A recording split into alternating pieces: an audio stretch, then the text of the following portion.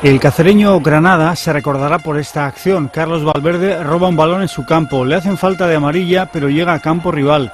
Se va de dos superando otras tarascadas de tarjeta y regala el tanto a Plata antes de ser derribado. Una carrera de 70 metros que desatasca un encuentro difícil. Llevaban más de una hora sin marcar. Los futbolistas del cacereño siguen creciendo. Toni vuelve a firmar un golazo de falta directa en el 75, 2-0. 2 victorias y un empate desde que Marcos llega al banquillo y empiezan a normalizar los pagos.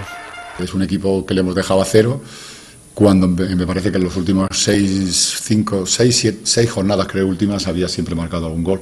Entonces creo que doble mérito para mis jugadores. El Granada aprieta, pero le falta acierto, como en este remate de Boateng. Se ha visto, ¿no? El equipo ha planteado un partido donde ha hecho prácticamente las cosas bien, donde hemos competido, vuelvo a repetir, de principio a fin. Bueno, yo creo que muy contento, ¿no? Por los 3 puntos. Un gran Vargas y la defensa verde desbaratan todos los intentos de Granada, equipo que solo ha perdido 3 partidos y ha metido 17 goles.